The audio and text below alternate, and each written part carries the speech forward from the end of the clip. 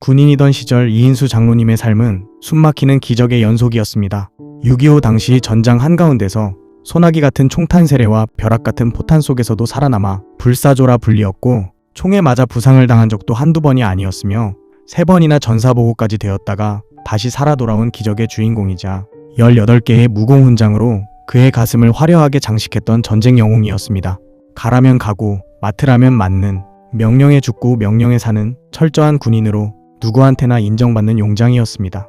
그는 5.16 군사혁명 당시 사건의 중심에 있었던 육군 대령이었는데, 본인은 절대 정치에 관여하지 않고 본인의 임무인 군인의 길로 되돌아갈 것이라고 눈물을 흘리며 국민들에게 다짐했습니다.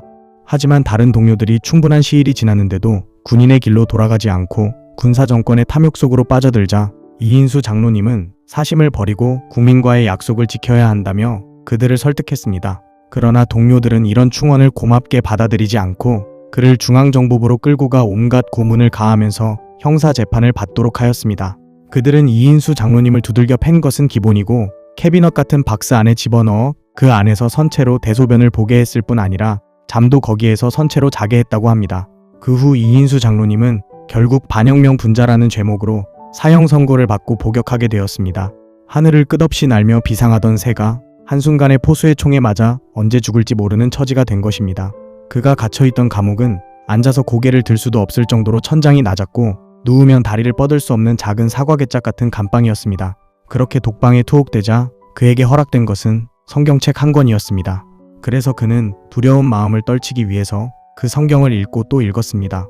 장로님은 성경을 읽으면서 자신의 지난 삶을 회개하게 되었고, 사형을 당하게 될 순간까지 쉬지 않고 기도하며 하나님 나라를 위해 감옥에서 할 수 있는 모든 것을 해봐야겠다고 다짐했습니다. 장로님은 군인으로서 한 길만 바라보며 살다가 늦게 결혼하였고, 사형수가 됐을 당시에는 결혼한 지 얼마 되지 않았던 시기였으며 어린 자녀들도 있었습니다. 고진고문을 당할 때마다 장로님이 삶을 포기하지 않았던 것은 자신만 기다리고 있을 가족들을 남겨두고 먼저 떠날 수 없었기 때문이었습니다. 장로님은 감옥에서 착실히 생활해 나갔고 그 덕분에 독방에서 해방되었습니다. 그는 같은 방을 쓰게 된 재소자들 앞에서도 모범이 되는 생활을 이어갔습니다. 또한 굳은 일도 마다하지 않았습니다. 변소 청소와 똥통을 매는 청소부가 되었고, 시체를 염하는 염생이 노릇도 즐거운 마음으로 행했습니다. 이렇게 낮은 자가 되어 감옥에서 지내던 중 성경 50독을 하니까 사형에서 무기로 감형이 되었습니다. 그리고 70독을 하니까 15년형으로 감형이 되고 100독을 하고 나니 석방이 되었습니다. 사형 언도를 받은 사형수가 사형 집행을 기다리다가 다시 살아서 나올 때까지 12년 5개월이 걸린 것입니다. 그는 뼈아픈 고통과 절망의 시간을 견디며 괴롭고 힘들 때마다 다음의 성경 구절들을 떠올렸습니다. 사람이 만일 온 천하를 얻고도 제 목숨을 잃으면 무엇이 유익하리요? 사람이 무엇을 주고 제 목숨을 바꾸겠느냐? 아무리 어려워도 고난당한 것이 내게 유익이라. 이로 인하여 내가 주의 율례를 배우게 되었나이다. 고난당하기 전에는 내가 그릇 행하였더니 이제는 주의 말씀을 지키겠나이다.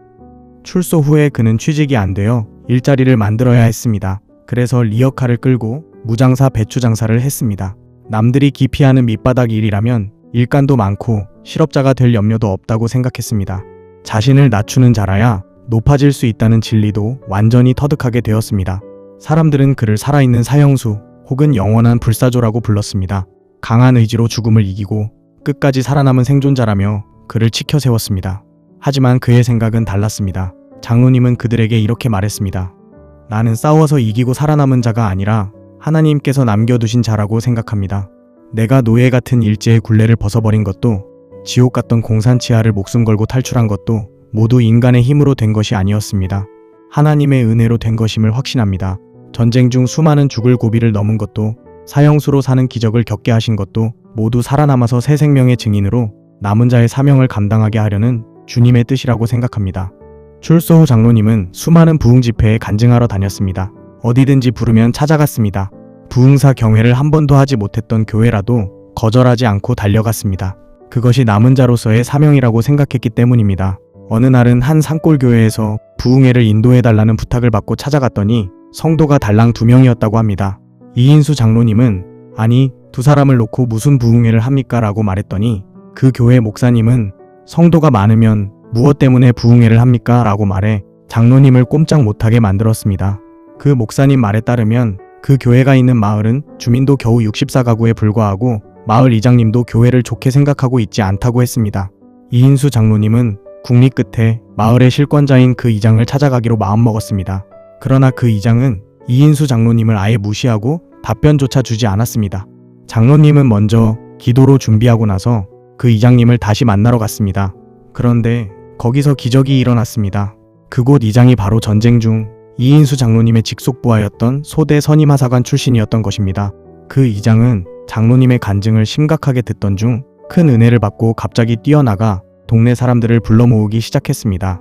처음엔 2명밖에 없었지만 좋게 60명은 모여 장로님의 간증을 듣게 된 것입니다.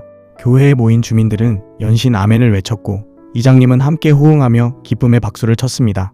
기적은 거기서 끝나지 않았습니다. 다음날 집회 때는 참석자가 100명이 되었고 그 다음날은 200명, 마지막 날 새벽 집회에는 마을 전 주민 252명이 모두 참석하게 되는 기적이 일어난 것입니다. 장로님은 하나님께서 미리 예비해 주신 것을 생생하게 느낄 수 있었다고 합니다.